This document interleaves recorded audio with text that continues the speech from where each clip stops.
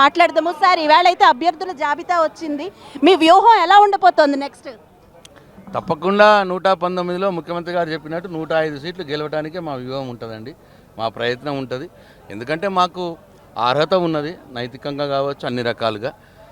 ఇప్పుడు ఇవాళ తెలంగాణలో హనుమంతుడి గుడి లేని ఊరు ఉండదు, ముఖ్యమంత్రి కేసీఆర్ గారు ఇవన్నీ పథకం అందని ఇల్లు ఉండదు అని చెప్పి ఒక నానుడండి.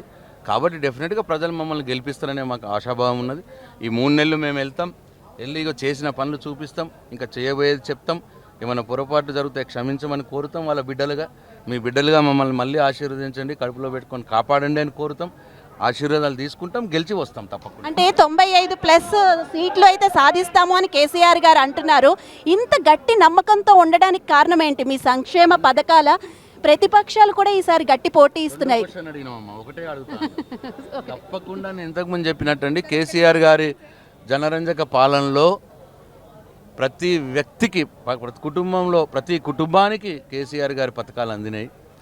ఇవాళ రైతు బాగుపడ్డాడు, వ్యవసాయం బాగైంది, పిల్లలకు ఐటీ ఉద్యోగాలు వస్తున్నాయి, హైదరాబాద్ బాగుపడ్డది. అన్ని రకాలుగా ఇవాళ దేశంలో తలసరి ఆదాయంలో నంబర్ 1 రాష్ట్రం తెలంగాణ రాష్ట్రం. That is the major indicator of the development of the any state or country or reason.